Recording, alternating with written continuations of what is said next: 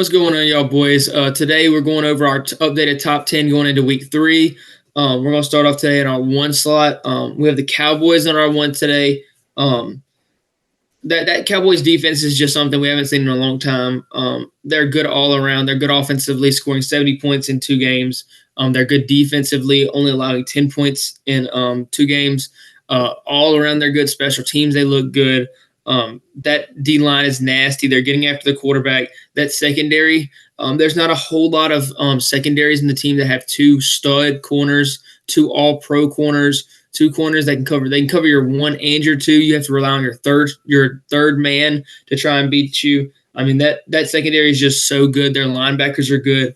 And then on the offensive side of the ball, Dak, I think he's the biggest story for the Cowboys this year, not throwing picks. I think over the offseason, he really came together and decided that he's not going to try and be an absolute phenom and throw for 500 yards. I think he's protecting the ball a lot more.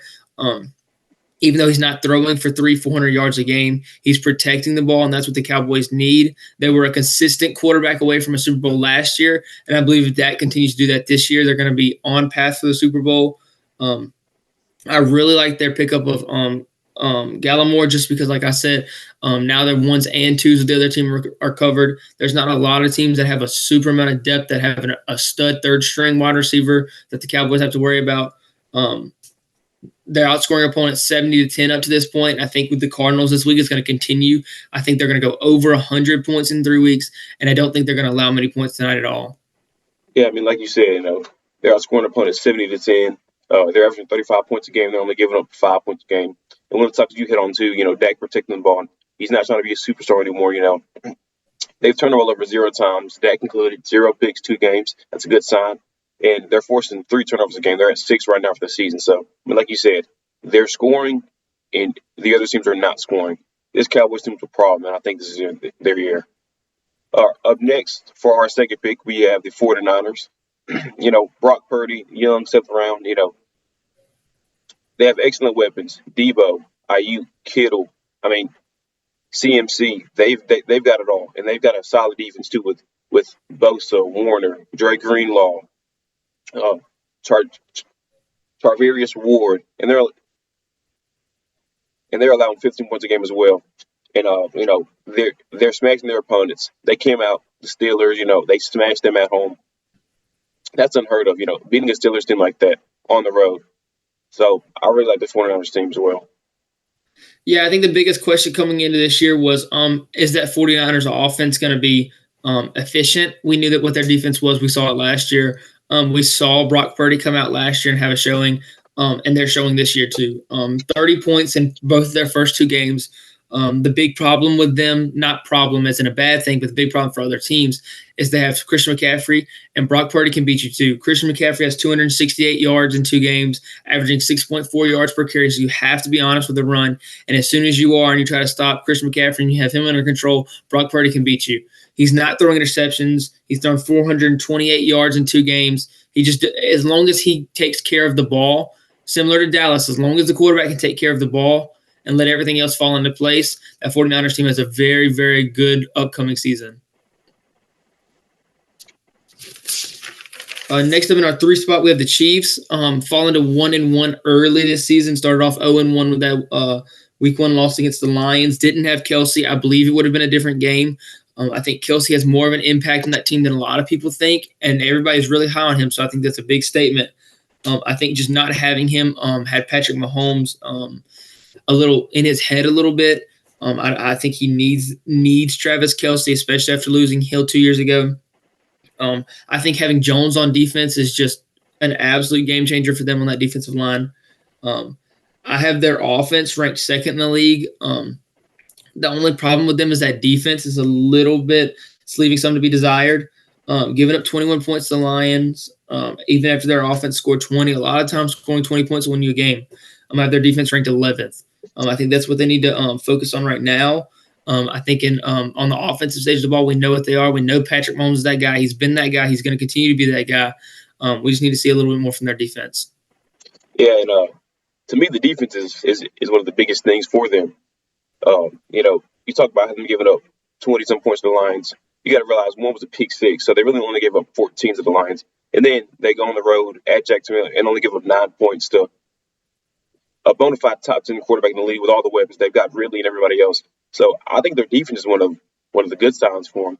I think the biggest question for most people is, the weapons for them. And now stop it. You have Mahomes, you have Kelsey. That's all you need. They have basically the same core receivers minus Juju and Miko Hardman as last year, and they won the Super Bowl. So, and like you said, you've got Mahomes, you've got Andy Reid. They'll be fine, and they're on number 3 spot. Yeah, I don't think that the Chiefs' defense is bad. That's not what I was saying. I just think it's comparing them to their offense, which maybe isn't a very fair comparison, considering their offense is so loaded. I just feel like their defense is not up to par with their offense. For our number 4, we've got the Miami Dolphins. The first note I have on them is, in all caps, explosive offense. You got Tyreek, you got Mostert, you've got Waddle.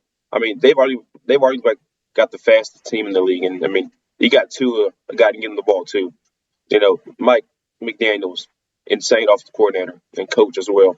They've got a good defense too with Xavier Howard, Bradley Chubb, Eli Apple, and they have Ramsey too. There's no telling when he'll come back. They're saying late December maybe, but when he comes back, they'll have a solid defense, especially secondary, and a crazy explosive offense, and they can stretch your defense. And you don't want to get in a shootout with them because you're not going to win. You're just not going to win. We saw that week 1 when they played the Chargers. You're not going to win a shootout. So your best bet is just try to shadow Hill. But even then, you take away Hill, there's Waddle, there's Mostert. There's so many other weapons they have. Yeah, I agree. I think that Mostert having that 120-yard rushing game in week 2 is a really big point for them because we knew what their offensive firepower was as far as the passing game. We knew that Tyreek Hill's a problem. We know Jalen Waddle's a problem. We know Tua has probably one of, if not the most accurate arms in the league. Mixed with all that speed is really, really dangerous. But now having that passing game coming together in week 2 and Mostert having that really good game, I think that's going to help them a lot. They scored 60 points in 2 games. It's exactly as many as the 49ers did. Giving up 34 points in that first week is a little scary, but they gave up 230 rushing yards in week 1 and then dropped that down to only allowing the Patriots 88 rushing yards. So I like to see that improvement from them. I think their defense is going to continue to do better against the run. I really like their secondary, and I think they're going to continue to have a really good season. After that, we have the Eagles.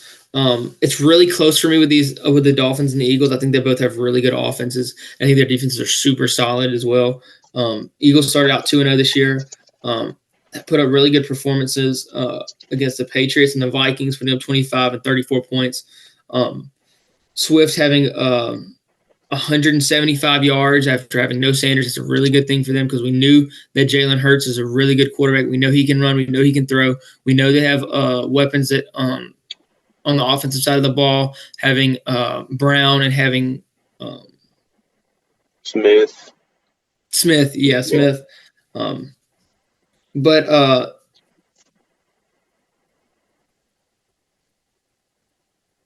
go ahead, Kyle. Yeah. I mean, like you said, I feel like the first week when they played the Patriots, I feel like they kind of got away to what got them to the Super Bowl last year. Let's not get it twisted. They are a running football team. You have Jalen Hurts, a power runner. You have Swift. You had Sanders last year. And the question was, how would that run game be? How would Jalen Hurts develop? Listen, Jalen Hurts, he's going to put in the work. He's going to develop. He's fine. But you got to give him a chance to win. Last week, they had 260 yards on the ground. And Hurts really didn't beat them that bad. They had Swift go for 175, and they had their 2 other running backs go for over 50 apiece. So they're a running football team. They have a great line with Jason Kelsey and Lane Johnson. Arguably the best center of all time. He's in that conversation. And Lane Johnson, we know what he brings to the table. Like Ray said, you've got A.J. Brown, you've got Smith, you've got Goddard. You've got all these different weapons, and you've got a pretty good defense as well. So the Eagles are number 5. I think their defense does leave a little bit to be desired. I mean, through 2 games, allowing a 106.7 QBR, averaging 326 yards passing from the other team, allowing a 7-to-1 touchdown interception ratio. I mean, you did play some good offensives. You got Mac Jones, who I really like, who they played in week 1, and they played a Vikings team who does have an explosive offense. I like Kirk Cousins a lot too. Of course, everybody likes Justin Jefferson. So, yeah, They did play some tough offenses, and I think they play the Bucks this week. I think they'll be able to lower those numbers a little bit, but I think they need to slow the other offenses a lot because we know their offense can score, but if their offense doesn't score as much one night, they need to be able to win with their defense. Yeah. And to me, that's why I wouldn't be opposed to you to flipping or anybody flipping the Ravens and putting them at 5, just because their secondary is not quite as good as people think. Last year the Cowboys got them, Chiefs got them. Pretty much every quarterback, every good quarterback or top 10 or elite quarterback got them except for Kirk Cousins. But that's our number 5 team. For our number 6, oh, you got it. Go ahead. I was gonna say at number 6 we do have the Ravens. Starting off 2-0. They looked really, really good against the Bengals. I think the biggest story for them is Lamar Jackson's performances through 2 weeks. He's looked really good. They were wondering how he's going to look coming out of last year. They got that addition with OBJ. I think no Marlon Humphrey or Marcus Williams is hurting their defense a little bit, but I think that's going to continue to improve with them. I think their defensive line, though, is a story that's not being told enough. Forcing Burrow in week 2 to have an average throw time of 2.05 seconds, not being able to push the ball down the field to those big receivers. If you can get a quarterback to throw the ball short, get a quarterback to throw the ball out really quickly, it really, really helps your defense because you can keep everything tight and compact. I think Lamar is going to continue to improve. I think he's going to end up being a top 3 finisher in the MVP race this year. I really am interested in seeing that race over there with them for the AFC. I think they're going to be able to give it a good shot. Yeah, I mean, like you said, I'm very curious to see about the AFC race. I do think the Ravens are the best team in the AFC North right now. And like you said, the biggest question was, you had the contract negotiations with Lamar early on, and then you had the new OC top monkey coming in saying they're going to let him throw the ball more. And I think that's good because that allows another element of surprise.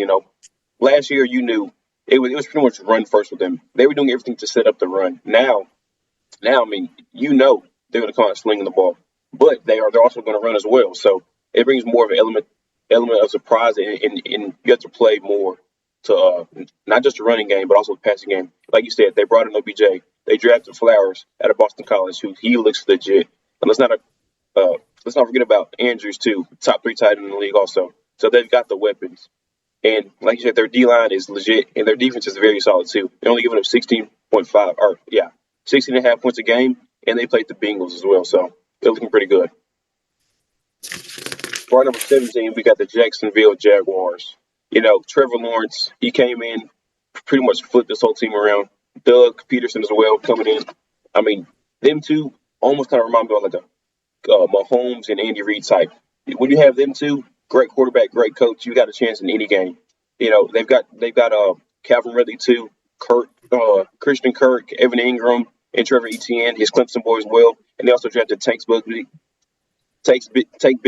out of Auburn. So, they're giving up 19 points per game, but that's a little wishy-washy because they had that weird fumble against Indianapolis where Trevor fumbled and Tank Bigsby picked it up and they took it back to the house. So their defense is solid. They only gave up 21 points to the Chiefs. Not 17. Yeah, 17 to the Chiefs. So their defense is solid, very solid, and I think they'll dominate the AFC South as well. Yeah, I actually have the Bills at my 7. I think the Bills are more of a complete team. I like their offense and their defense better than I like the Jags. The problem with the Jags, to me, is on defense, they can't stop the run. They're allowing 6.2 yards per play against teams they've played so far. I do like the duo combination of Calvin Ridley and Christian Kirk. I think that's a problem, and I think Trevor Lawrence is really good, so I like them getting the ball to them. But to me, the Bills, I just feel like they're having more of a complete performance so far. And I think they had a fluke game week 1 against the Jets. I think if they ran it back, it wouldn't be close. They had an absolute blowout of the Raiders last week, 38-10. They play the Commanders this week, which a lot of people are high on the Commanders. I think it's going to be a statement game for them. I like they had that addition, finding that missing run game with Cook having 123 rushing yards last game. I really like that from them. They're holding up well against the run. Only holding Josh Jacobs to -2 yards in last game. I think that's a big story for them on defense. I have their defense and their offense ranked number 7, so I think them being at 7 is very fitting for them. I think they're probably the best 1-1 team I think we do have the Chiefs over them. So I think it's really it's comparable there. I think the gap between 3 and 7 is really, really close. I think it's just any given day which team plays better. Me personally, I like the Chiefs offense better, but I do like the Bills defense better. So I just think that's going to be a really fun matchup between them, the Bills, the Chiefs, the Ravens. I think there's a lot of really good teams in the AFC that are going to have a good fight for the AFC championship. For my number 8, I have the Detroit Lions coming in at number 8. I really like Jared Goff. He protects the ball. I mean, we saw that stat that just recently got jinxed with the interception. He was like 3rd all time, the consecutive passes without an interception. That just broke. But they have a solid defense too. And Dan Campbell's a great coach. He came off a little weird in his first press conference talking about biting kneecaps, but the guy can coach. He's legit. And I think the Lions are legit too, and they'll be a force. I agree. I also have the Lions in my 8. I like their offense a lot more than I like their defense. Giving up 37 points is inexcusable to a Seahawks team. To any team giving up 37 points is inexcusable. And it's not even like they gave up to like the Chiefs, the Cowboys, or 49ers, or Eagles. I mean, they gave us the Seahawks. I don't think the Seahawks offense is terrible, but I don't think their 37 points good. They did hold the Chiefs to 20 points, but that was without Travis Kelce. It's a lot easier to do that without Travis Kelce. I think their offense is really good. I think Jared Goff is looking really efficient right now. I think they have really good weapons in the backfield for him. Putting up 31 points against the Seahawks, 21 against the Chiefs. I mean, being able to put up 31 points should win you a game. You should, in the National Football League, if you put points, you shouldn't lose the game. So I think their defense step up if they plan on having a chance for the Super Bowl. But right now, for my number 9, it may be a little surprising, but I've got the Los Angeles Rams coming in at my number 9. It's very unexpected. Before the season, there was thought that maybe this team would tank. Before the season, Cooper Kupp said he's going to be on IR for like 4 weeks. But then we got a rookie coming in, Puka Nacua. I mean, I didn't know he's a 5th-round draft pick. I didn't know who he was. First 2 weeks, he's setting rookie records, going crazy. Stafford looks good as well. The biggest question for me is, will they keep this up, and can they continue to protect him? Because last year that was a big problem for them. They kind of twined it down because they couldn't protect him. He got injured, but I mean they're playing really, really good right now. They went on the road in Seattle, blew out a playoff team in Seattle last year, 30-13, and they put up a pretty good fight against the Rams, who we have as our number 2 team last week. So the Rams are my number 9. It may be a little unexpected, but they're playing right now. Yeah, I think we already touched on. I had the Jags. Going in number 10, I have the Falcons. I really like this Falcons team. I know they haven't played anybody. I think they had a really good showing last week against the Packers, 25-24. I think that Packers team was a lot better than people expected. I think Calvin Ritter needs to not Calvin Ritter. Desmond Ritter. He needs to go ahead and improve a little bit more, but I think they have a real weapon in the backfield with Bijan. I think they're going to have a really good test this week, especially for their defense against the Lions. And I think their offense is going to continue to improve. I think Desmond Ritter needs to be a little bit more comfortable in the pocket. But I think that as far as in that weak NFC South, I think they'll be fine.